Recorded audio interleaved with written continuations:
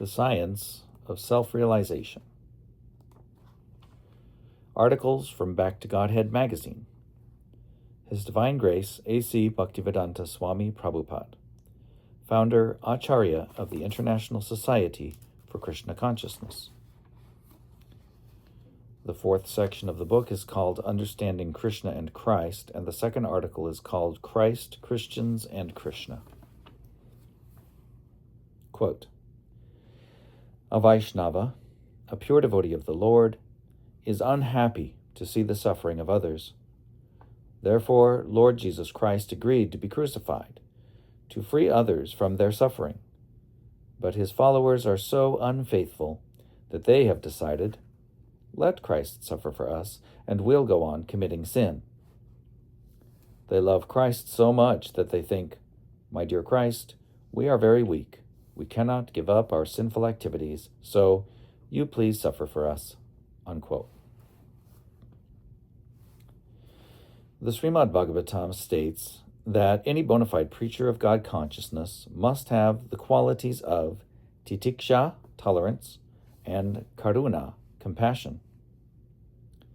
In the character of Lord Jesus Christ, we find both these qualities.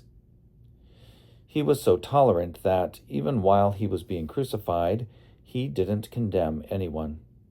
And he was so compassionate that he prayed to God to forgive the very persons who were trying to kill him. Of course, they could not actually kill him, but they were thinking that he could be killed, so they were committing a great offense. As Christ was being crucified, he prayed, Father, forgive them. They know not what they are doing. A preacher of God consciousness is a friend to all living beings. Lord Jesus Christ exemplified this by teaching, Thou shalt not kill. But the Christians like to misinterpret this instruction. They think the animals have no soul, and therefore they think they can freely kill billions of innocent animals in the slaughterhouses. So although there are many persons who profess to be Christians, it would be very difficult to find one who strictly follows the instructions of Lord Jesus Christ. A Vaishnava is unhappy to see the suffering of others. Therefore, Lord Jesus Christ agreed to be crucified, to free others from their suffering. But his followers are so unfaithful that they have decided, let Christ suffer for us, and we'll go on committing sin. They love Christ so much that they think, my dear Christ, we are very weak. We cannot give up our sinful activities, so you please suffer for us. Jesus Christ taught, Thou shalt not kill, but his followers have now decided, let us kill anyway, and they open big, modern, scientific slaughterhouses. If there is any sin, Christ will suffer for us. This is a most abominable conclusion. Christ can take the sufferings for the previous sins of his devotees, but first they have to be sane. Why should I put Jesus Christ into suffering for my sins? Let me stop my sinful activities. Suppose a man, the favorite son of his father, commits a murder, and suppose he thinks, if there is any punishment coming, my father can suffer for me. Will the law allow it? When the murderer is arrested and says, no, you can release me and arrest my father. I am his pet son.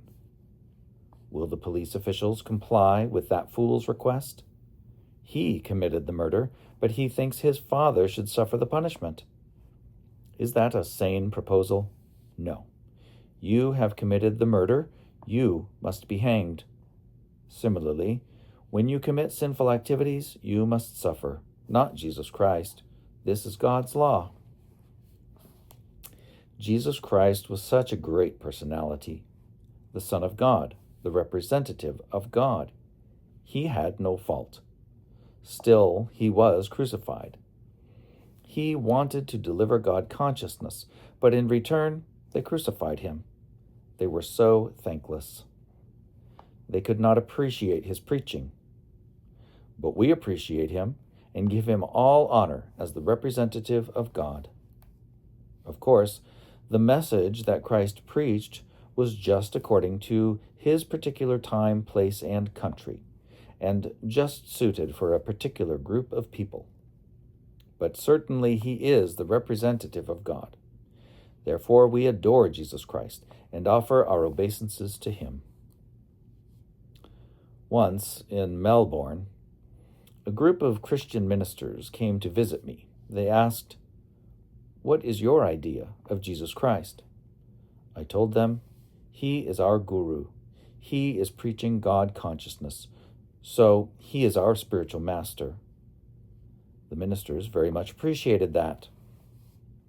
Actually, anyone who is preaching God's glories must be accepted as a guru. Jesus Christ is one such great personality. We should not think of him as an ordinary human being. The scriptures say that anyone who considers the spiritual master to be an ordinary man has a hellish mentality. If Jesus Christ were an ordinary man, then he could not have delivered God consciousness.